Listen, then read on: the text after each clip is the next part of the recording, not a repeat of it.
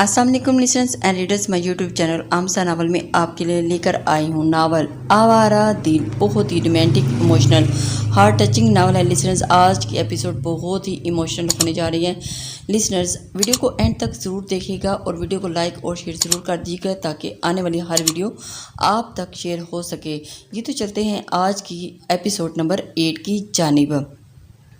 उसने दोबारा अपने चेहरे को देखा और उसका चेहरा पूरा सुर्ख हो चुका था और पलकों के पपोटे सूजे हुए थे। माथे पर लगी चोट भी सूजन में तब्दील होगी और उसने अपने माथे पर हाथ लगाकर अपने ज़ख्म की नौयत मालूम करना चाहिए। जैसे ही उसने अपने ज़ख्म को छुआ तो अपनी जगह करा कर रह गई। उस चोट में इतना दर्द के आंसू उसकी हथेली पर गिर गए और उसने अपने आंसू साफ किए और बाहर निकल गई। फिर उसने रेयान की ज़िद पर पूरा प्लान ब्लैक कलर का सादा सा सूट ड्रेस निकाला और उसे पहन लिया और अपने बालों को खोला छोड़ दिया और दुपट्टे को एक साइड पर रख लिया। जूडी नाम की नहीं थी और मेकअप वलीमे में जाने के लिए उसका हुलिया देखकर ऐसा लगा वो किसी की खुशियों में शरीक नहीं हो रही बल्कि मातम में शरीक होने जा रही है। अपनी तैयारी मुकम्मल करके वो ड्राइवर के साथ होटल में पहुंच गई थी। जो भी साद लगारी की बहू के हुलियों को देख रहा था वो भी सब हैरान हुए बिना देखे नहीं रह रहे थे। सब लोग तो अलग ही बातें करने लगे। रेयान जो बहुत देर से वापस आ गया और शाजिया बेगम को उसके ना आने की वजह यह बताया कि वह भी तैयार हो रही है और उसके हुलिये में देखकर वो शर्मिंदा होने के साथ साथ घबरा भी गया था कि वह सब छुपते छुपाते महर के पास आ गया। महर उस वक्त अकेली ही खड़ी थी। उसने गुस्से में महर का हाथ थाम लिया और उसे सख्ती से दबाया और उसे कुछ कहने ही वाला था कि शाजिया बेगम पता नहीं कहीं से टपक पड़ी और महर का जायजा लेते हुए हैरानी से बोली, महर बेटा ये क्या हुलिया बना रखा है आपने अपना? रेयान तो आप कह रहे थे कि महर तैयार हो रही है, उसे तैयारी में बहुत वक्त लगेगा, मगर ये क्या महर तो तैयार ही नहीं हुई। और महर आपने तो ये खुशी के मौके पर स्याह रंग क्यों पहन लिया? उसकी बात सुनकर रेयान घबरा गया और उसे नहीं इल्म था कि महर इसी हुलिये में आ जाएगी। उसने अब महर के हाथ पे अपने हाथ की गिरफ्त पहले से ज़्यादा मजबूत कर दिया और शाजिया बेगम को दिखाने के लिए अपने चेहरे पर मसनूई मुस्कुराहट से जाते हुए कहा, हाँ माम, मैं जब घर गया था तब महर तैयार हो रही थी, मगर पता नहीं क्यों वो इस हुलिये में उठकर आ गई। रेयान ने सारा इल्ज़ाम महर पर डाल दिया तो महर ने अपने चेहरे पर नमोदार होते हुए दर्द के आसार को अपनी मुस्कुराहट में छुपाने की नाकाम कोशिश करते हुए शाजिया बेगम से बोली, मामी वो मैं आपकी दी हुई साड़ी पहनने वाली थी लेकिन बाथरूम में फिसल गई थी जिसकी वजह से बहुत ज़ोर की चोट भी लगी। वो साड़ी भी ख़राब होगी इसलिए वो उतार दिया और जल्दी से ही कपड़े पहन लिए। उसने झूठ पर शाजिया मुतमईन अंदा हो चुके थे और वो भी पुरसुकून हो चुका था। शाजिया बेगम ने उसके खूबसूरत चेहरे को नहारते हुए उससे कहा, खैर इस हुलिया में भी मेरी बहू बहुत खूबसूरत लग रही है। उनकी बात पर वो फीकी सी मुस्कुराहट के साथ हंस पड़ी थी और उसके जाते ही रेयान ने उसे सुनसान गोशे में ले गया और उसके चेहरे पर अपना हाथ दबोचते हुए बोला, जब मैंने आपकी चलने नहीं दिया तो आपने ये ब्लैक कपड़े पहन लिए मातम मनाने के लिए। मातम मनाना ही था तो अपनी ही आने वाली ज़िंदगी पर मना सकती हैं। आप सिर्फ आज की रात हैं, आपके पास कल दिन निकलते ही आपकी ये मनहूस शक्ल मुझे नज़र नहीं आनी चाहिए। इतना कहकर वो दोबारा वहाँ से चला गया। महर वहीं दीवार से लगी रोती रही और फिर उसने सास साहब को अपनी तरफ आते हुए देखा और अपने आंसू से पूछ लिया ताकि उन्हें शुबा ना हो जाए कि वो रोई है। सास साहब ने उसके पास आ गया और गौर से उसका जायज़ा लेने लगे। वो महर का इतना गहरी नज़रों से जायज़ा ले रहे थे कि वो ये सोचकर घबरा गई कहीं उन्हें हकीकत का पता न चल जाए। वो घबराहट के मारे इधर उधर देखने लगी थी। तभी सास साहब बोले, महर बेटा आप रोई हो? उनके सवाल पर वो मज़ीद घबरा गई। उसने अपने आंसू बहुत छुपाना चाहे मगर दोबारा उनके आंसू निकल गए और वो अपना ज़ब्त खो बैठी। उसे ज़ारों के तार आंसू बहाते देखकर सास साहब परेशान हो गए। उन्होंने महर को खुद से पीछ लिया और शफ़क़त से बोली, महर क्या हुआ है, आप क्यों इतना रो रही हो? क्या रेयान ने कुछ कहा है आपसे? उनके सवाल पर नफ़ी में सर हिलाते हुए बोली, नहीं मामू, वो बस अपने घर की याद आ रही थी, मैं अम्बाला जाना चाहती हूँ।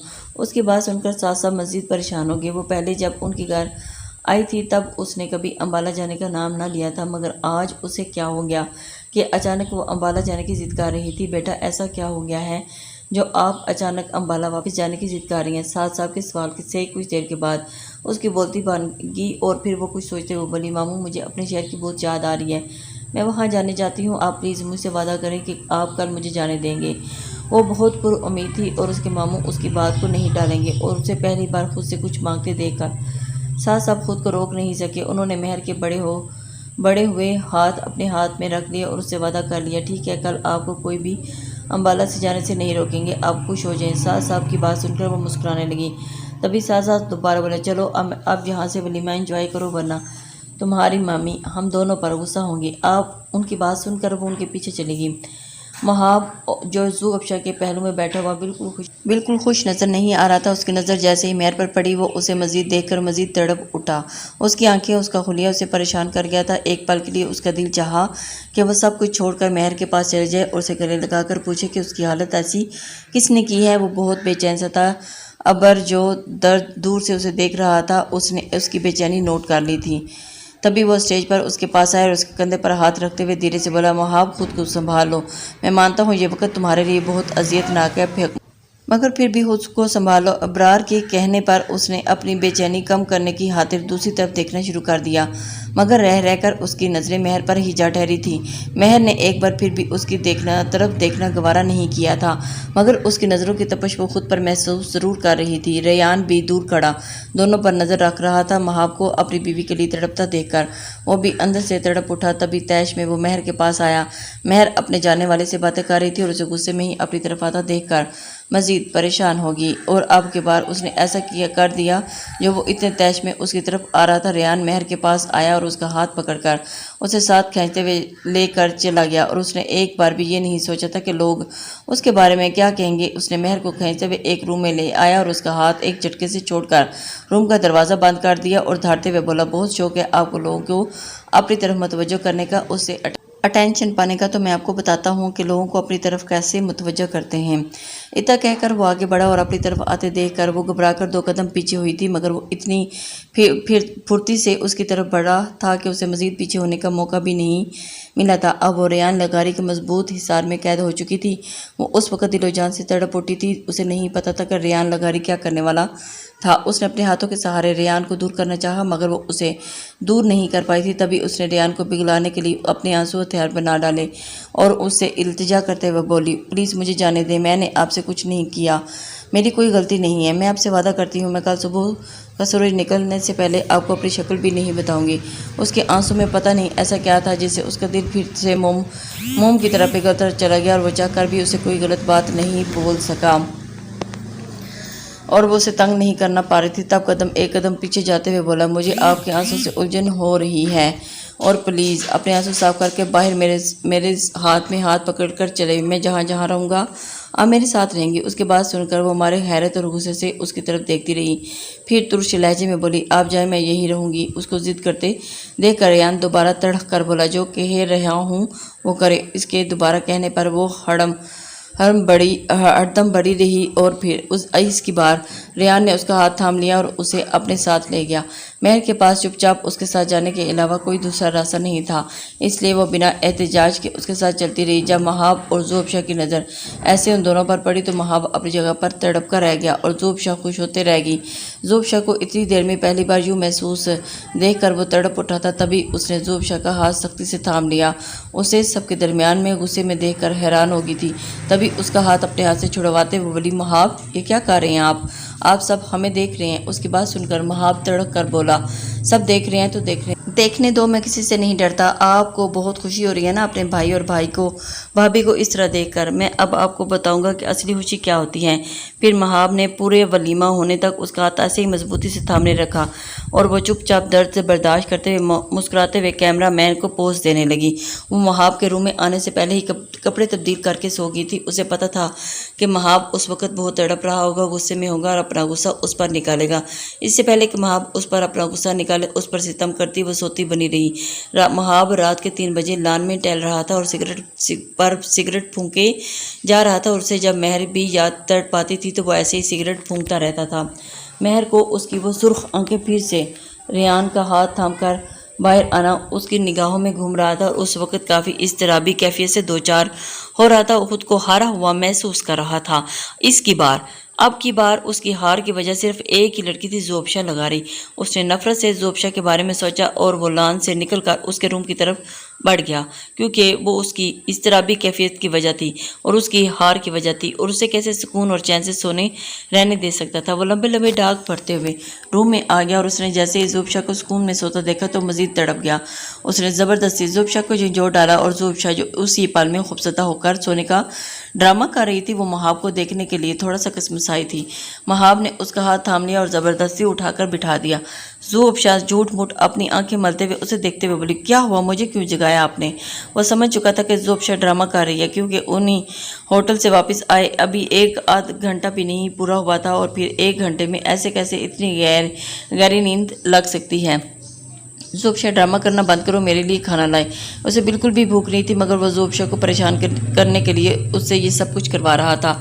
उसे पता था कि वलीमा होने की वजह से घर में खाना नहीं होगा, इसलिए वो जानबूझकर ज़ूब शाह से बोला था, हाय, इतनी रात को आपको भूख लगी है? कौन इतनी रात को खाना खाता है? आप कुछ घंटे बर्दाश्त कर लें। दिन निकलते ही गर्मा गर्म नाश्ता करके वो ब्लैंकेट लपेट कर सो गई थी। तभी महाब उसकी ब्लैंकेट को खींच लिया और धाड़ते हुए बोला, ज़ूब शाह, जो कह रहा हूँ वो करें। उसकी धाड़ सुनकर ज़ूब शाह घबराकर एक ही सेकंड में उठ गई और नीचे किचन में आई। किचन में फ्रिज खोलकर देखा तो उसे कुछ भी नजर नहीं आया सिवाय दूध के।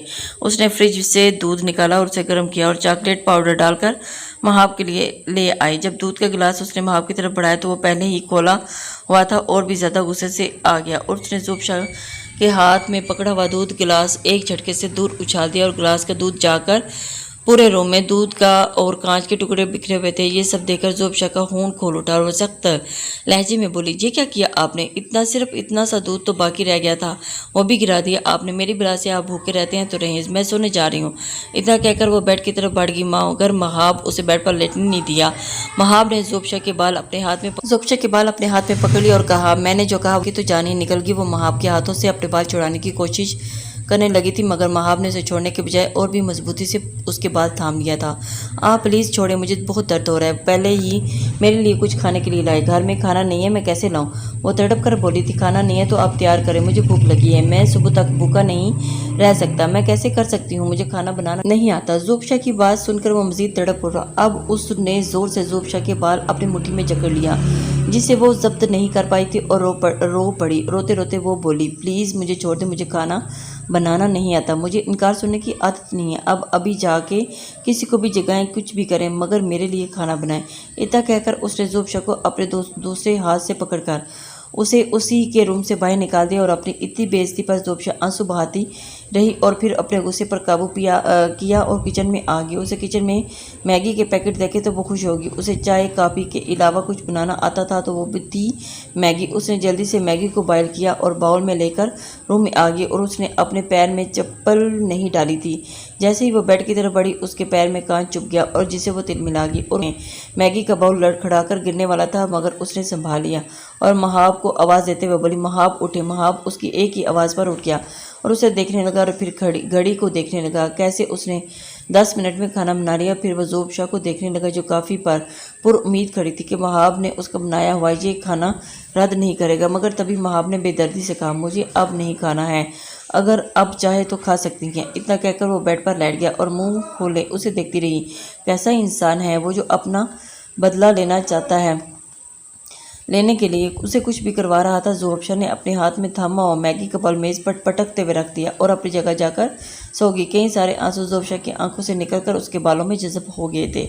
रेहान को कुछ खबर नहीं थी कि वो रात भर कहाँ रही, किस रूम में सोई थी, उसके रूम में आई थी या भी नहीं। वो काफ़ी गहरी नींद में सोया हुआ था, मगर पता नहीं वो कौन था जो मुसलसल दरवाजे पर दस्तक दिए जा रहा था। उसकी नींद में हल डाल रहा था और उसने शोर से बचने के लिए करवट बदल लिया और साथ ही कान में अपने कान पर कुछ रख लिया और बाहर की आवाज़ें उसके कान में ना पड़ सके, मगर दरवाजे पर दस्तक देने वाला बड़ा ही ढीठ किस्म का था। वो रोकने का नाम ही नहीं ले रहा था। रेहान अब बुरी तरह झिंझला गया था। तभी अपनी जगह से उठा तो दरवाज़ा खोलकर देखा तो मुलाजिम हाथ बांधे सर झुकाए खड़ा था।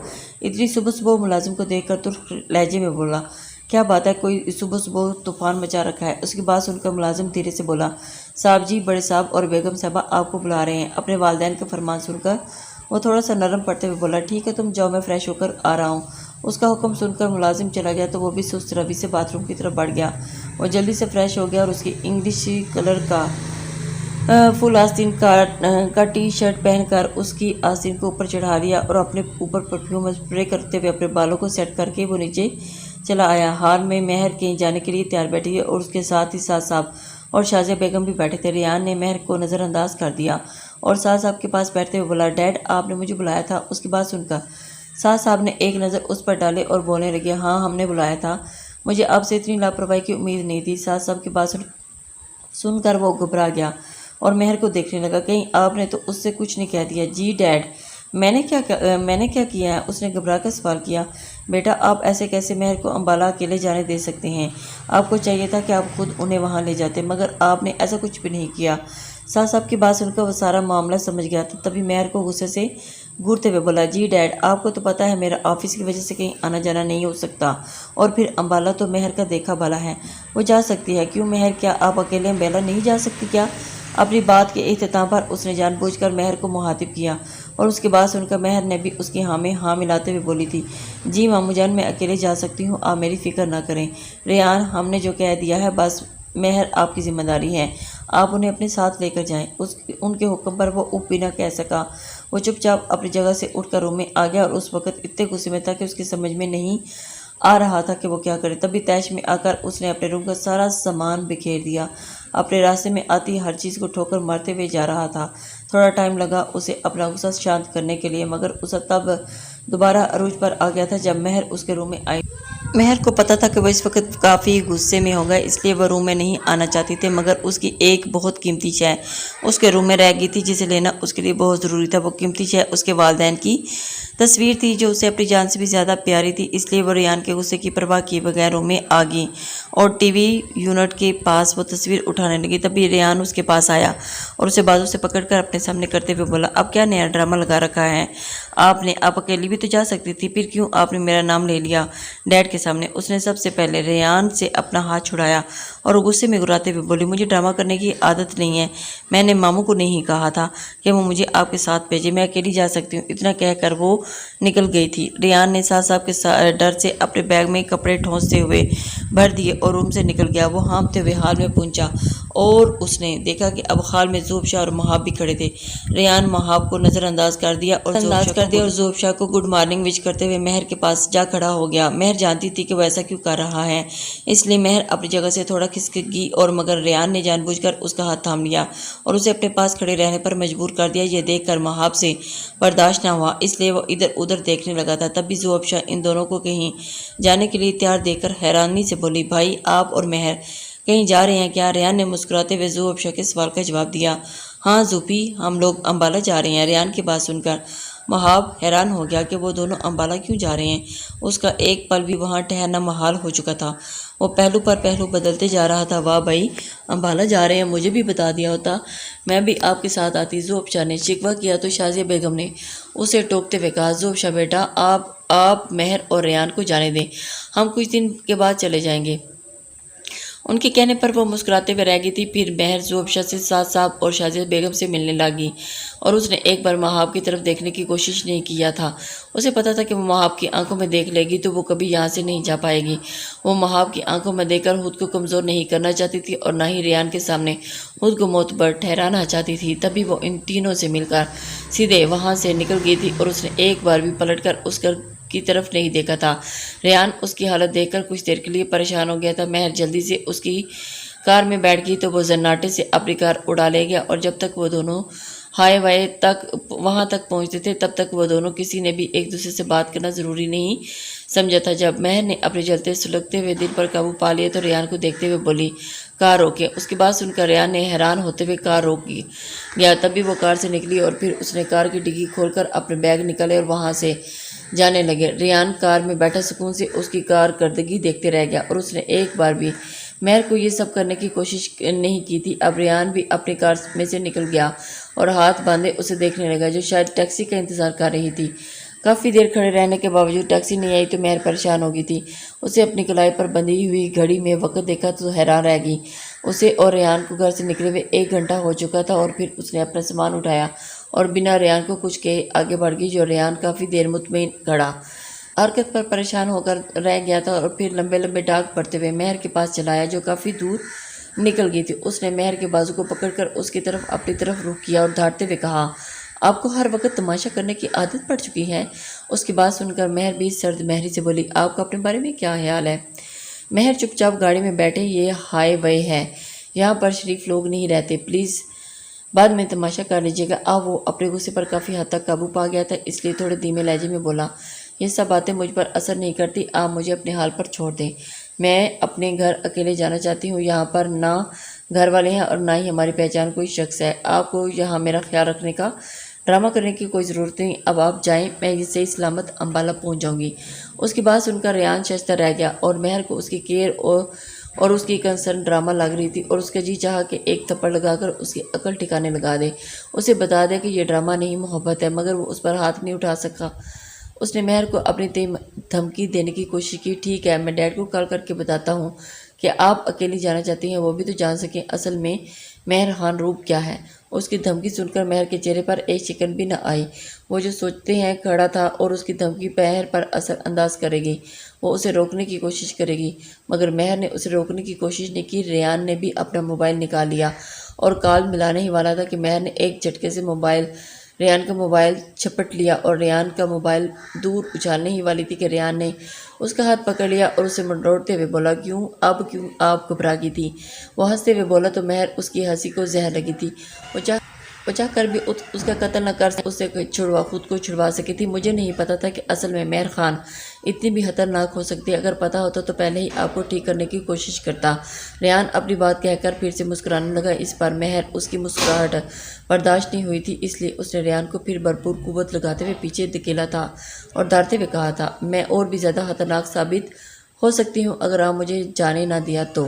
اس کے بعد سن کر ریان اپنی طرف اشارہ کرتے ہوئے بولا، میں نے کب آپ کو روکا ہے؟ میں نے تو خود کہا تھا آپ میری زندگی سے جانے کے لیے آپ یہ الزام مجھ پر نہیں لگا سکتی ہیں، تو پھر آپ مجھے جانے کیوں نہیں دے رہے؟ میں نے کہاں روکا ہے، میں تو بس اپنے ڈیڈ کا حکم پورا کر رہا ہوں، مجھے ڈیڈ نے کہا تھا کہ آپ کو چھوڑ آؤں تو میں وہی کر رہا ہوں، اگر میرے وہاں آنے سے آپ کو پرابلم ہے تو میں بھی گھر چلے جاتا ہوں اور پھر وہی اپنے ماموں کو صفائیاں پیش کرتے رہنا۔ اسے مڑتا دیکھ کر مہر گھبرا گئی تھی اور اس نے اپنا سارا سامان اٹھایا اور بڑے بڑے قدم بڑھاتے ہوئے اس کے پیچھے چل پڑی۔ پھر اس نے کار کی ڈگی کھول کر سامان رکھنا چاہا تو ریان نے اس کا ہاتھ پکڑ لیا اور دھیرے سے کہا، آپ رہنے دیں، میں کرتا ہوں۔ مہر نے اس کے ہاتھ میں اپنا ہاتھ چھڑا لیا اور کار میں جا کر بیٹھ گئی۔ ریان بھی سامان رکھ کر کار میں آ بیٹھا، کار ڈرائیو کرنے لگا اور دوران سفر دونوں نے ایک دوسرے سے بات کرنا بھی گوارا نہیں سمجھا تھا۔ امبالہ دوسری اسٹیٹ میں تھا، حیدرآباد دوسری اسٹیٹ میں، کافی سفر طویل تھا اور دوران ریان کافی تھک چکا تھا اور اس میں زور کی بھوک بھی لگی تھی، اور اس نے اپنی کار ایک شاندار ریسٹورینٹ کے سامنے روک دی اور پھر کھانے پینے کی چیزیں لے آیا۔ کھانے کی چیزیں تو اس نے مہر کے لیے بھی لایا تھا، مگر اس نے مہر سے کہا نہیں تھا کہ اس کے لیے بھی یہ سارا کھانا لایا ہے۔ مہر تو تھی ہی انا پرست لڑکی، اسے جب تک ریان خود ہو کر کچھ نہ کہتا تو وہ کچھ کھاتی بھی نہ تھی، مگر ریان نے شاید اسے کھانے کے بارے میں پوچھنا اپنی توہین سمجھا اور وہ یہ سوچ رہا تھا کہ جب اسے بھوک لگے گی تو وہ خود ہی کھا لے گی، مگر مہر خان میں برداشت کرنے کی بہت طاقت تھی تو وہ چپ چاپ اپنی پانی پر اکتفا کر کے بیٹھی تھی۔ ریان نے مہر کو اس کے حال پر چھوڑ دیا تھا اور وہ خود ڈرائیونگ کی طرف متوجہ کر دیا تھا۔ مہاب اپنے روم میں بے چینی سے ٹہل رہا تھا، اسے پتہ نہیں کہ مہر کے جاتے ہی کیا ہو گیا تھا اور ایک پل بھی اس گھر میں ٹھہرنا نہیں چاہتا تھا۔